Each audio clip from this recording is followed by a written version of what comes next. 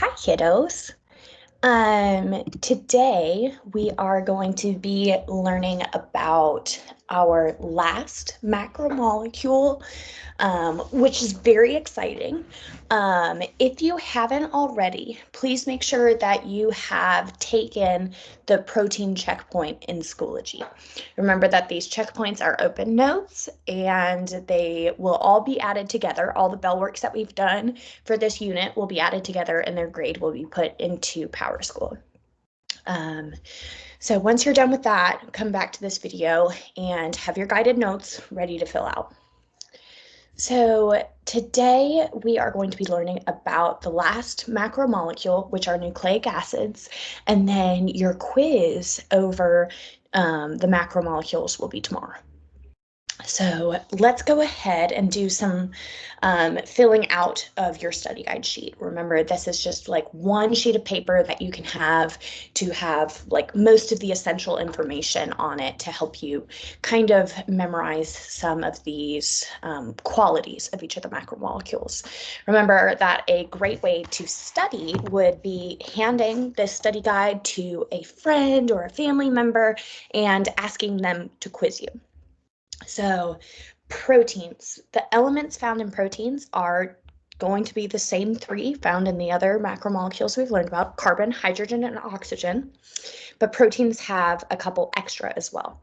Most proteins have nitrogen and some have sulfur. So we have all of CHNOPS except for phosphorus. The monomer, or the building block of proteins, are called amino acids. Remember that there are 20 different amino acids and that the order that those amino acids are in will determine the protein that gets made. And if we do anything to change the order of the amino acids, you will change the type of protein. The function or the job that proteins have a ton of different structures. And remember, structures determine function. So because they have so many different shapes, proteins can do a wide variety of jobs. They are going to be doing most cell activities. If you are thinking about something going on in the cell, some type of process occurring, there is probably a protein that's working in that. Remember that there is a special type of protein that speeds up chemical reactions. So every chemical reaction that happens in your body, whether that's breaking molecules apart, like during digestion, or building new molecules together, like making energy, there are enzymes involved in that, or there's proteins, which are enzymes involved in that process. So you can say that proteins are the workers of the cell. They're doing most cell activities. Some of our big things that proteins do is they make your body parts, okay? Your hair, your skin, your nails, all made of proteins. They are going to form special pathways in the cell membrane. Remember, most of the cell membrane is made of lipids, and then proteins provide an area that certain things that can't go through the lipids can go through. Proteins are important for cell communication, so cells to talk to each other, and they are also a big component of your immune system. The polymer, or many monomers put together, is called a polypeptide.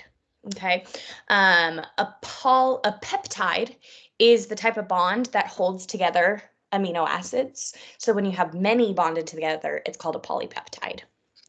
And then polypeptides fold on themselves into a unique shape, and that makes a protein. Some of our examples of proteins are enzymes. Enzymes are those proteins that speed up chemical reactions. Remember, chemical reactions can either be putting a molecule together or breaking a molecule apart. But enzymes are going to speed both of those reactions up and make them happen faster. I want you to try and remember right now, how do enzymes speed up chemical reactions? Think to yourself, look it up in your notes. How do enzymes speed up chemical reactions? How are enzymes able to make them happen faster? The answer is that they lower activation energy. Activation energy is the amount of energy needed to start. So if reactions are able to start sooner, they finish sooner. Okay.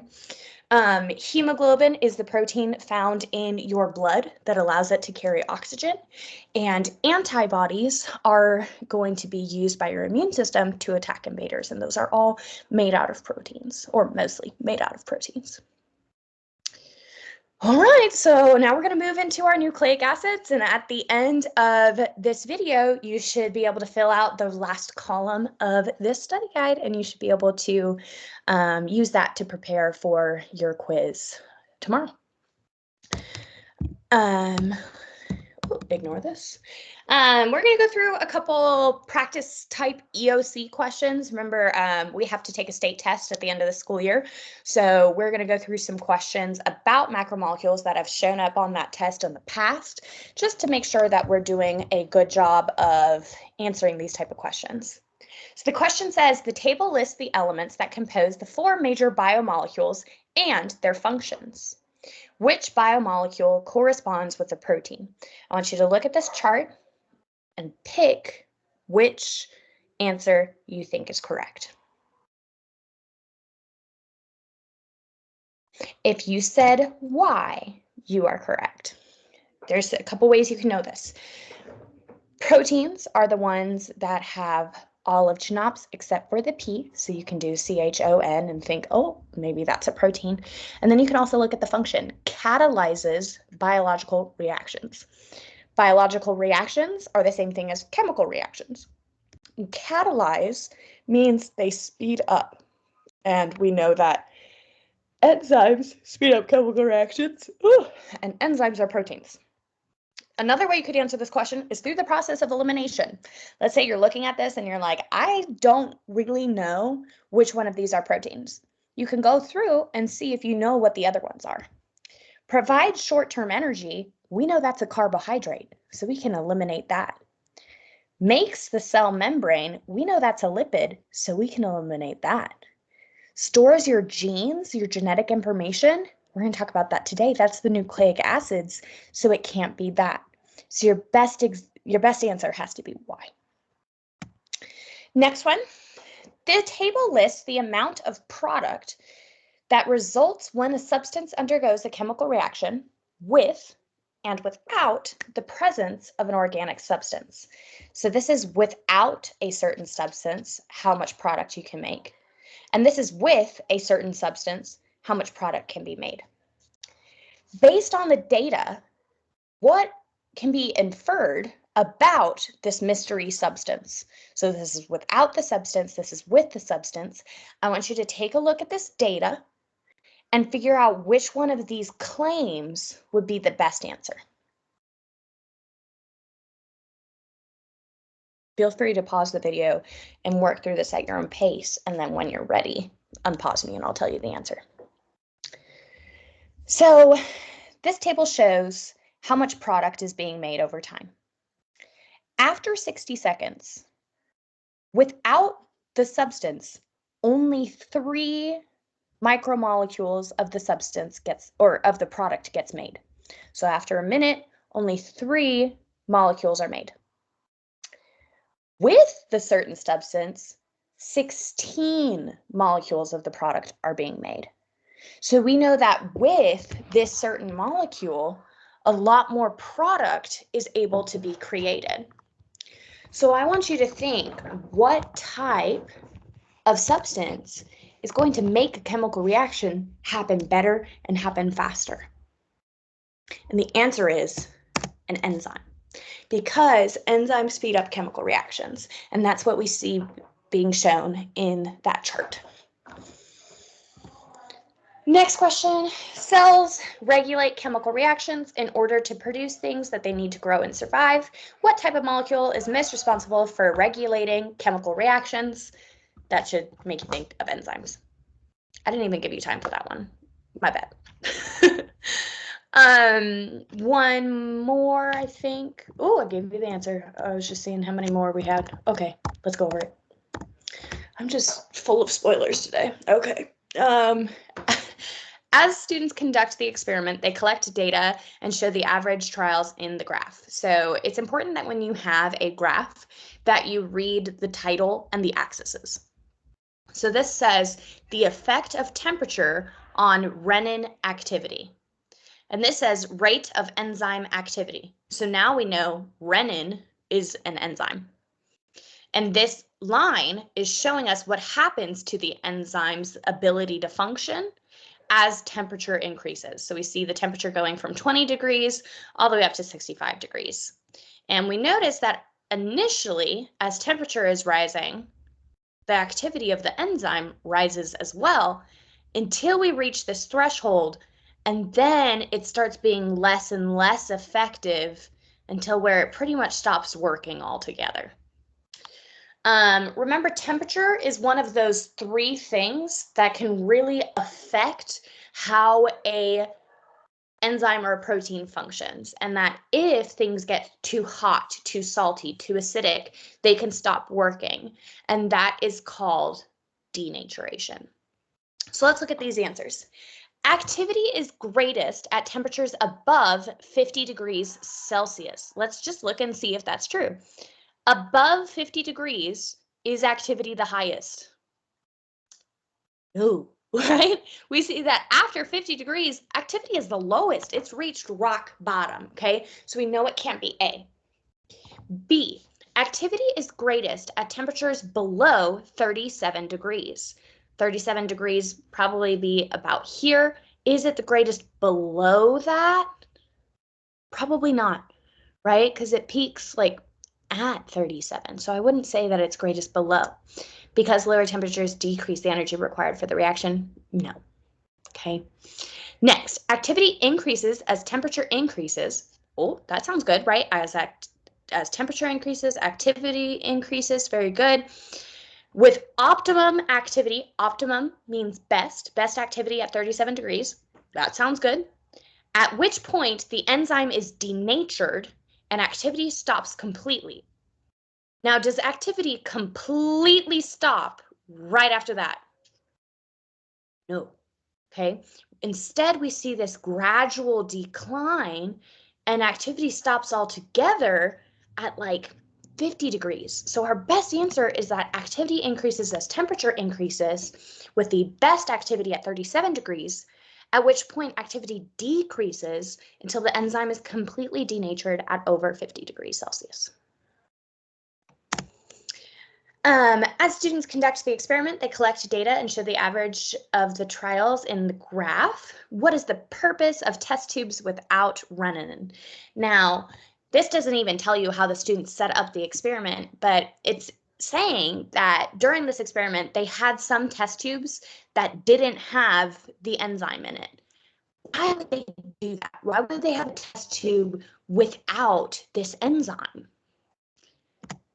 And that's because it is the control group, okay? Remember, the control group is the group that you are not experimenting on and you're using it for comparison. So they needed to have one test tube without the enzyme to see what the enzyme actually does to the reaction. They need to compare it to the other test tubes.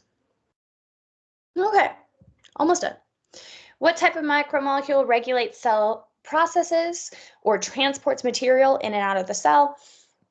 This is going to be proteins, okay? Remember, when you're thinking of like regulating cell processes, doing all of the cell jobs, those are generally going to be proteins. Now, this part's a little bit tricky when it says transports material in and out of the cell, because you probably think of lipids there, right? Lipids control what's allowed in and out of the cell. Proteins form those special like tunnels that certain things are allowed in that wouldn't otherwise be allowed through the lipids. But if we're talking about regulating or controlling what the cell does, that's generally going to be proteins.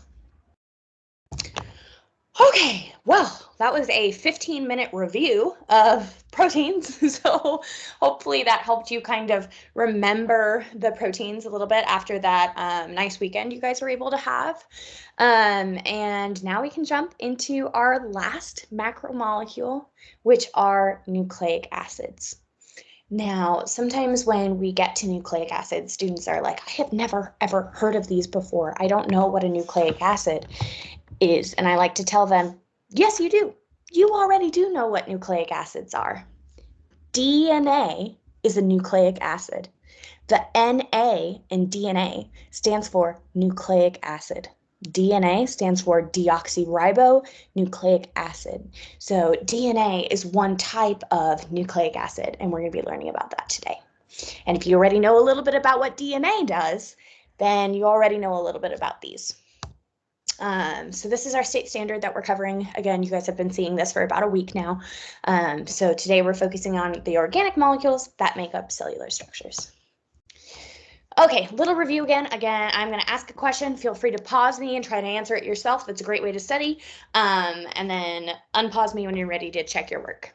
All living things are made of blank, which are built out of four main blank. All living things are made of cells, which are built out of four main macromolecules or biomolecules. The monomer or building block of a carbohydrate is a monosaccharide. The building block of a lipid is a amino. No, that's for protein. I got stressed. The building block of a lipid is a fatty acid. There we go. There we go. The building block of a protein is an amino acid. The shape that a protein has determines its function. Shape determines function. Structure determines function. What three elements are in all of the macromolecules we have learned about? Carbon, hydrogen, and oxygen. What additional element is in every protein? Nitrogen, sometimes sulfur. What are proteins built out of? Amino acids. Cool. So, nucleic acids are the macromolecule that store your genetic information. And they provide the instructions for building your proteins. Okay, so the reason you are the way you are, the things that make you different from the person sitting next to you, is your nucleic acids.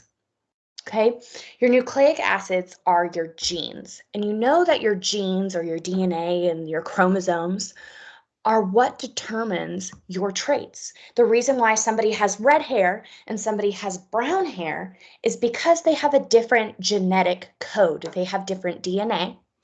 And then DNA is the code specifically for the different proteins that we all have. Now, that's really important. DNA codes for proteins. DNA is not the code for carbohydrates. It is not the code for lipids. It is not the code for anything else. DNA is the code for proteins. Why do you think that is the case? Why is DNA, or why are nucleic acids the code for proteins instead of the other macromolecules? If you're thinking to yourself that it's because proteins do everything else, right? They do all of the jobs, you're correct, okay?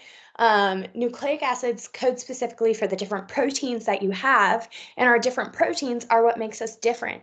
The reason why somebody has straight hair and somebody has curly hair is because we have different proteins in our hair. And the instructions for where these proteins are coming from are the nucleic acids. Now, when I say that nucleic acids are a code, I'm literally meaning they are a code. So if you've ever done any type of coding or any work with computers, then nucleic acids work in a very similar way. Okay, for example, some computers have what's called binary code, and it is a series of ones and zeros. And based on the order of those ones and zeros, different programs will run in your computer. Very similar way inside of your cell. The order of your nucleic acids, the certain code that your nucleic acids have, determines the proteins that your body makes and the things your body will do. There are two kinds of nucleic acids, DNA and RNA. And we all have both. Humans both have DNA and RNA. DNA stands for deoxyribonucleic acid. RNA stands for ribonucleic acid. They are both important. They just do slightly different things.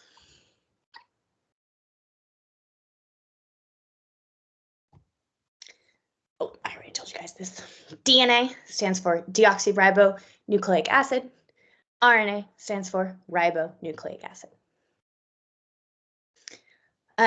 So, for example, there might be a question on the quiz, this may or may not have happened before, that says, which of these is an example of a nucleic acid? And I've had students who aren't able to figure it out. And I'm like, nucleic acid, Na. The answer is in the abbreviation, right? The Na stands for nucleic acid. So it should be pretty easy to remember that DNA is a type of nucleic acid. So why do we have both DNA and RNA? What are the differences between DNA and RNA? We'll go through them. First, DNA is made up of two strands. DNA is two strands of information that are wound around each other in a shape called a helix. It's called a double helix because it is two strands that twist around each other. Because DNA is two strands, it is stuck inside of the nucleus. It is too wide and too thick to ever leave the nucleus. So that code of DNA is trapped in the nucleus of the cell. It cannot go anywhere else. So DNA is your main information molecule. It is like the hard drive of where that information is stored. And in cells that have a nucleus, it's found in the nucleus. There are cells that don't have nucleuses, and we will talk about them probably the day after our quiz. It is the blueprint for you. Remember, before you build a house, you have to make a blueprint of all of the different components and how they're going to be laid out and how they're going to work. Same thing with our DNA. Your DNA is the instruction manual for how to build a Joey or how to build a Claire or how to build an Ella. And their differences in their DNA are going to be responsible for their differences in their traits. The differences in their traits are determined by the proteins that they have. And the proteins that you have are coded for by your nucleic acids, by your DNA. Okay? RNA is only one strand. And because RNA is only one strand, it is able to leave the nucleus because it is skinnier than DNA. Okay? Now, what is the good thing about this? Why is it important that RNA can leave the nucleus? Well, it's super important because those instructions have to be able to get to other parts of the cell, right? If that DNA was just trapped and locked away in the nucleus forever, then you couldn't bring the DNA to the part of the cell that actually makes the proteins. RNA is one strand, so it's smaller, it's skinnier. It's able to exit the pores of the nucleus, which we'll talk about later. And because it's only one strand, it's able to leave that nucleus and bring those instructions to the part of the cell that makes the protein. So RNA serves as a messenger. It's like a delivery boy that hands off the instructions for how to make the proteins that your cell needs to make. Okay, the building block or the monomer of a nucleic acid is called a nucleotide. A nucleotide. And nucleotides have three parts. They have a sugar, which is here. They have a phosphate and a nitrogen base. How could we have been able to tell that this is a sugar if it wasn't labeled? Like, let's pretend it doesn't say sugar here. How could we have known that that's a sugar? If you said because it's a ring shape, you are correct. Okay, so I think this is kind of funny because the monomer of a nucleotide is actually made of one of our other macromolecules. Remember, sugars are carbs, so there's actually a carb within a nucleotide, which is the building block to make nucleic acids. So nucleic acids are pretty big macromolecules. What three elements are found in sugars? Carbon, hydrogen, oxygen. What element do you think is in phosphate? If you said phosphorus, you're a genius, okay? And then what element do you think is in a nitrogen base? If you said nitrogen, you're a genius. So what elements are in a nucleotide? Carbon, hydrogen, oxygen, nitrogen, and phosphorus. So they have all of CHNOPS except for sulfur. The 5 elements found in nucleic acids are CHONP, which stands for carbon, hydrogen, oxygen, nitrogen, and phosphorus.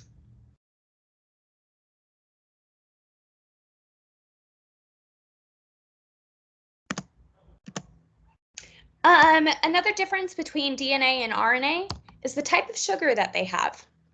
The sugar in RNA is called ribose, and the sugar in DNA is called deoxyribose. So this is why DNA and RNA have different names. They're named after the different sugars they have.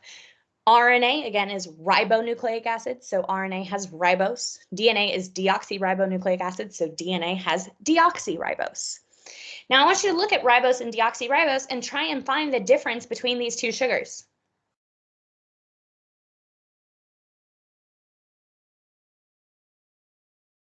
They are exactly the same, except for deoxyribose is missing an oxygen right there.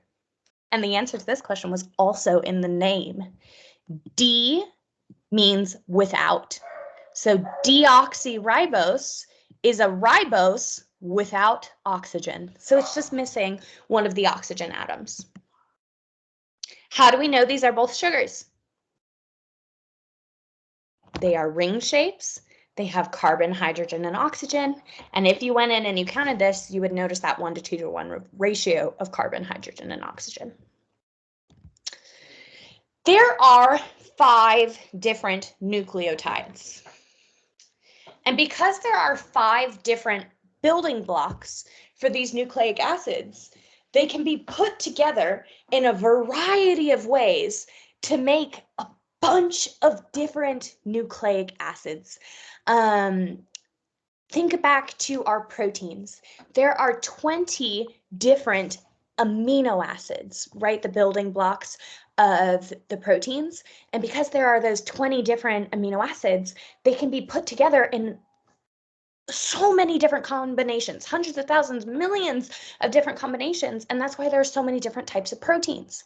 The reason why there are hardly any people that look exactly the same is because we have different combinations of our nucleic acids. The only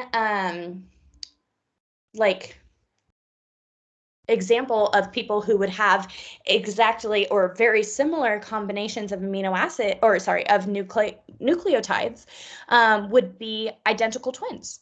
Identical twins are identical because the order of their nucleotides are very much the same. Now, there might be tiny differences between twins, but for the most part, their nucleotides are in the same order, which causes them to make the same proteins, which causes them to look very similar. Another way to think about this is if you have 5 ingredients, how many different recipes can you make? So many, right? So many, because you can have different quantities of each of those ingredients. You can put those ingredients together in different orders, and it can lead to so many different outputs. Something that I think is really, really beautiful is that your specific combination of nucleotides has never, ever happened before and will never happen again. Isn't that crazy? The specific order that your nucleic acids are in, the way that those 5 nucleotides have arranged themselves in you is a code that has never happened before and will never happen again. And I think that's so cool. If there was only one nucleotide, if there was only one building block that just got added one after another, we would all be identical. But because there are these 5 different building blocks that are able to be put into different combinations, we have this wonderful diversity of life on Earth. So these are 4 of the 5 different nucleotides. What makes these nucleotides different from each other? What makes this one different from this one, different from this one, and this one? Is it their sugars? Is it their phosphate? Or is it their nitrogen bases? If you said nitrogen bases, you are correct. The reason why there are 5 different nucleotides that will make your nucleic acids is because there are 5 different nitrogen bases.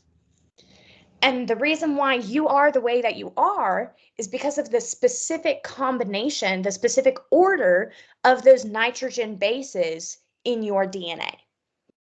Okay? Going back to our proteins, the thing that makes each protein different from each other is the order of their amino acids. And what makes each amino acid different? Their R group. All right? So this is very similar. The reason why you look different than Susan is because there is a different order of nucleotides in each of you.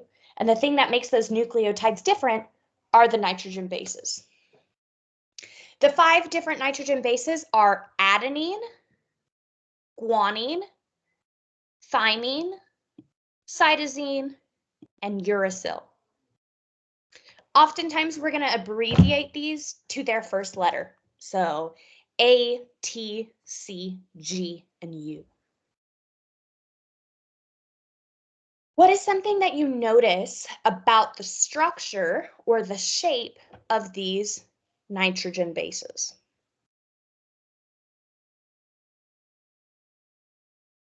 If you said that some of them are 1 ring and some of them are 2 rings, then you're correct. We can put these nitrogen bases into 2 categories.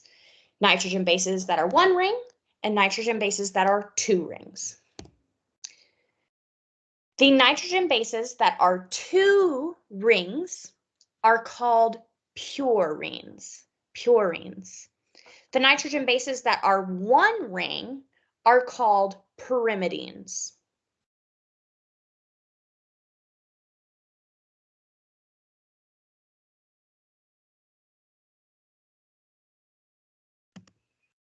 Purines have 2 rings. The way that I was told to remember this in high school was that purines are very pure and holy, so they get 2 halos because they're extra pure. So purines have 2 rings, double halos. And the example or the 2 types of purines are adenine and guanine. A and G are purines. A little mnemonic that I use to remember this is that all good purines have 2 rings. All good stands for adenine and guanine. All good purines have 2 rings. Pyrimidines only have 1 ring. The different pyrimidines are cytosine, thymine, and uracil.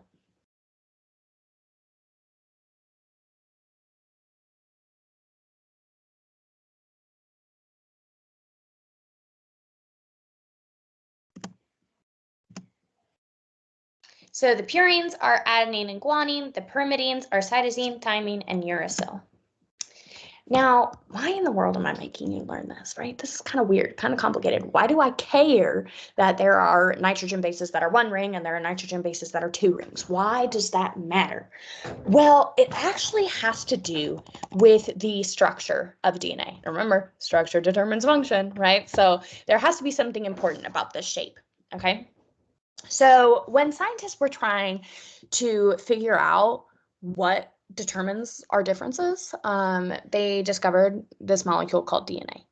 And to understand more about DNA, we wanted to know what it's made out of. We want to know its arrangement and the things that make it up. Okay, so scientists made this discovery and they were able to measure how wide DNA is. Okay, oh, that's a terrible drawing. We're going to redo that one, I think. Let's get my little eraser out. Let's try and make that a little bit prettier, okay? So scientists were able to figure out the width, or how wide DNA is. And what they saw was that DNA was 2 strands and that it was 3 rings wide. It had the width of 3 rings. So let me ask you, if you have 2 purines connected to each other, a purine on one side and a purine on the other side, would that be 3 rings across? No. So you can never have 2 purines bonded to each other. Adenine never bonds to guanine. A never connects to G. What about pyrimidines? Could we have 2 pyrimidines next to each other? No, because pyrimidines are only 1 ring. So if we connected these 2 together, it would be too skinny. Right? So cytosine will never bond to thymine. Thymine never bonds to uracil, because if they did, it would only be 2 rings across, and that's too small. The only way to get that proper thickness, the proper width, is to have a purine bond to a pyrimidine, and it's always going to happen. In nucleic acids, a purine always bonds to a pyrimidine. Adenine always bonds to thymine in DNA. And RNA, it bonds to uracil. So another one of our differences between DNA and RNA, which we're going to get to, is that DNA has thymine and RNA does not. And RNA has uracil, but DNA does not. So adenine always bonds to T or U, or thymine or uracil, and cytosine always bonds to guanine. So A pairs with T, C pairs with G. And that's because if you had 2 purines next to each other, it would be too wide. If you had 2 pyrimidines next to each other, it would be too narrow. The only way to get the consistent width that is shown in X-ray data is to have a purine bonded to a pyrimidine.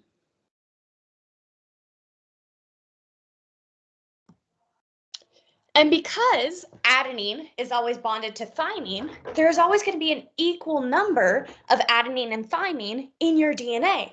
So if a sample of a dog's DNA is taken and that dog has 200 adenine, then they would have 200 thymine, because every adenine is connected to a thymine.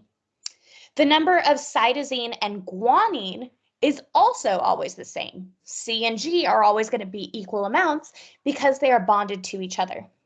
Now, the guy who came up with this was named Edward Chargaff. So this idea is called Chargaff's rule.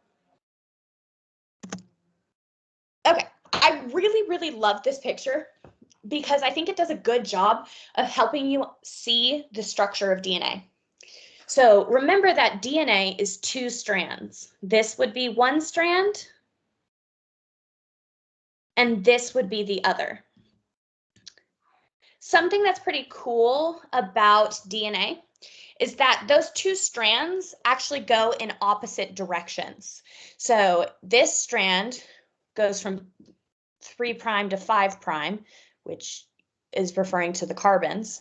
And then this strand goes from 5' to 3'. So they're moving in opposite directions.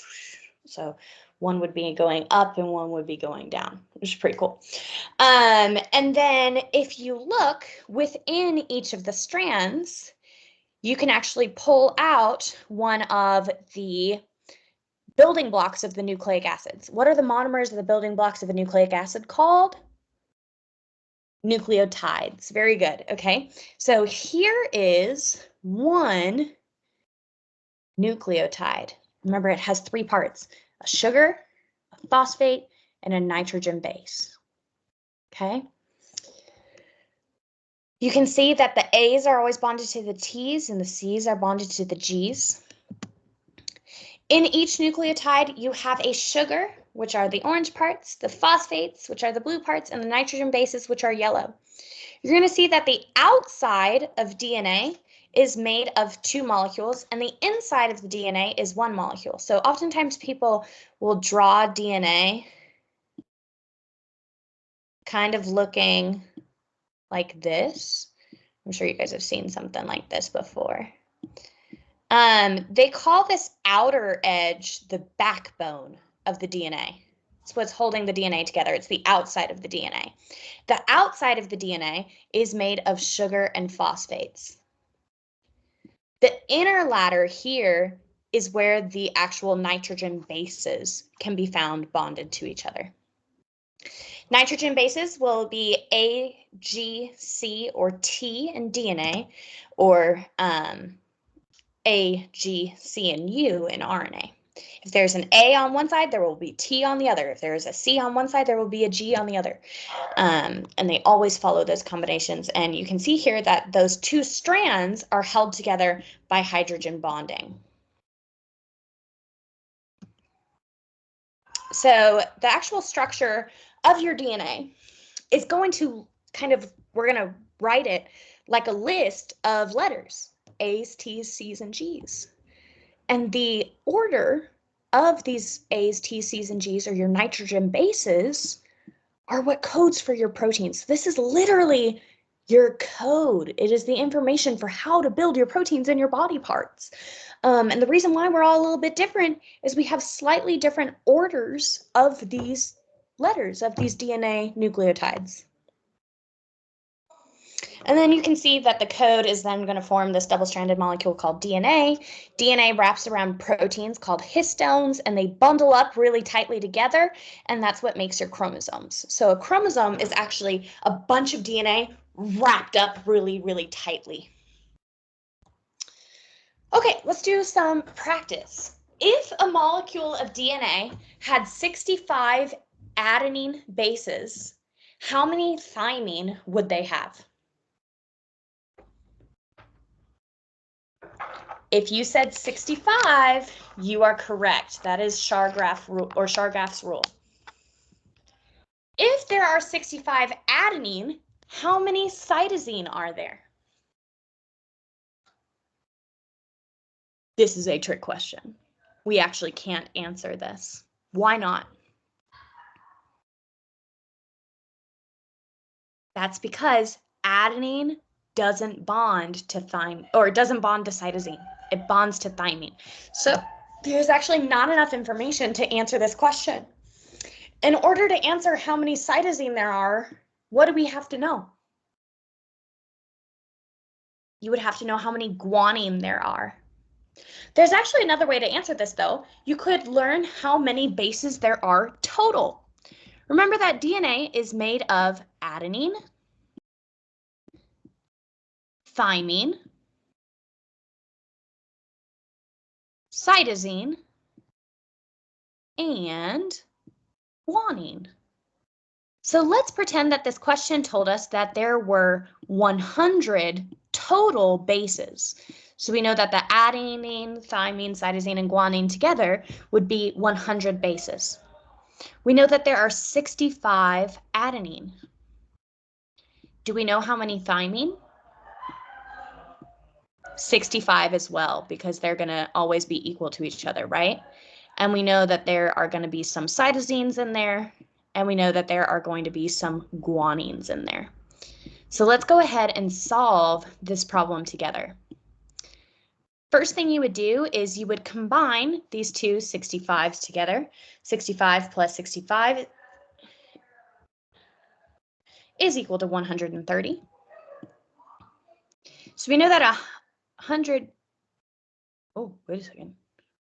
Oh, okay. So it's probably not going to be 65 and 65. Let's go ahead and change the total. Let's say that the total is 200 bases. Okay. Can you tell that I'm not a math teacher? Don't answer that question. Okay. We'll say, oh!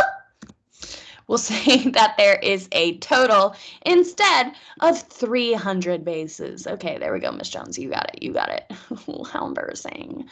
Okay, wrong and strong, right? Isn't that what we say? So out of these 300 bases, 130 of them are going to be adenine and thymine. And we need to figure out how much cytosine and guanine there would be. So our next step would be to move this 130 over. To do that, we're going to subtract 130 from both sides.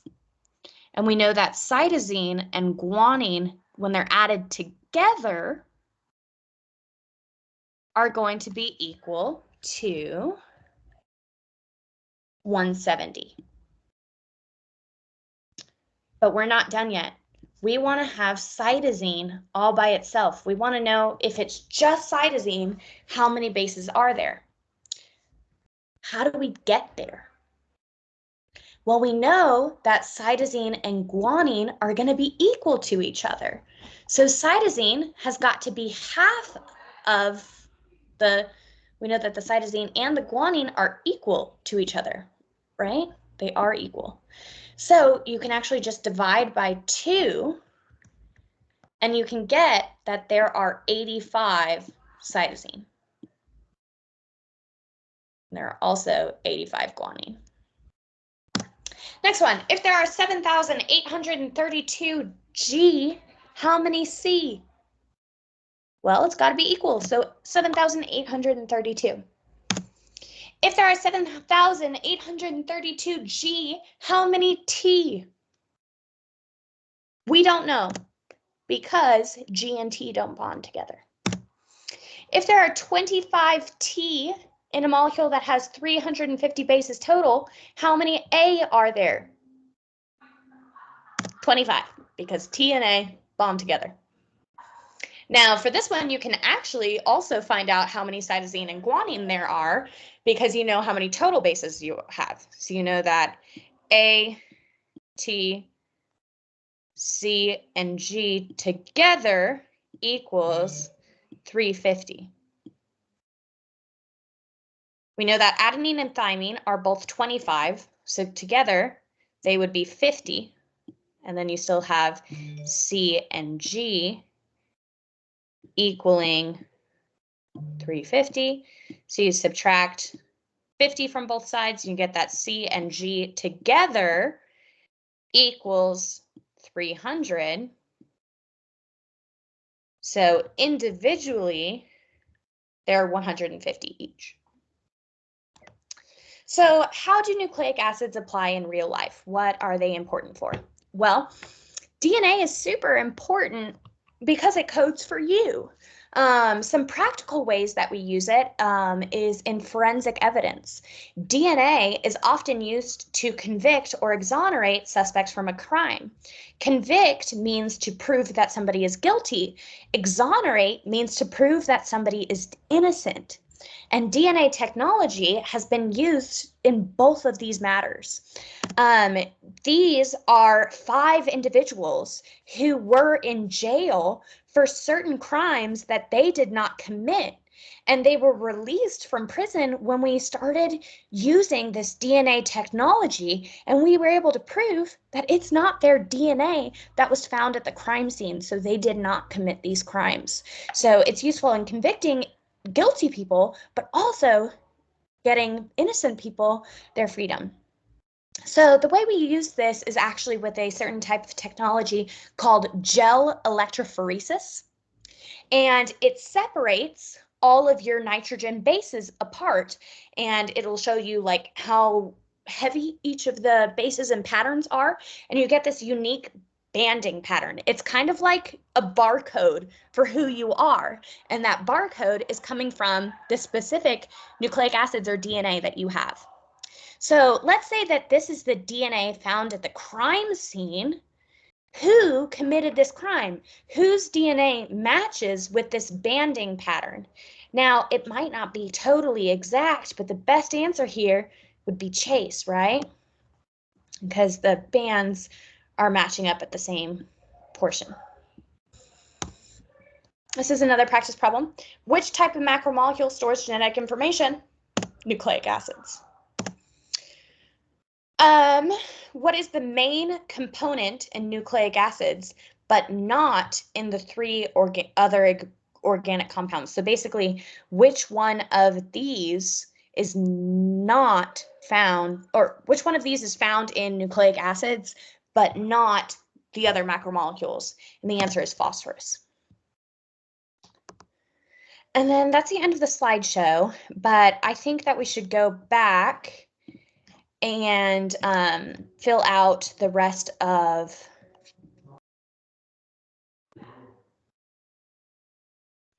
let's go ahead and fill out the rest of your study guide chart.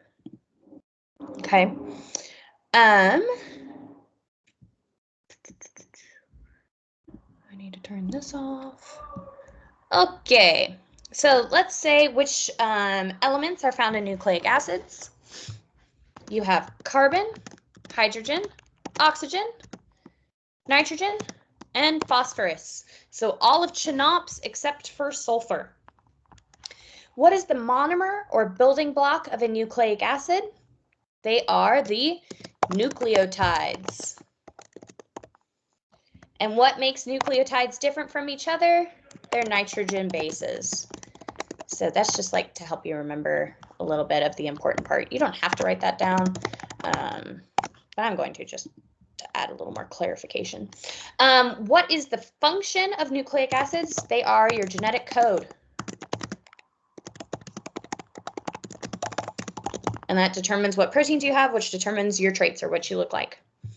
What is the polymer? There are two different polymers of nucleic acids, two different types, DNA and RNA. And then our examples are also DNA, RNA. Okay.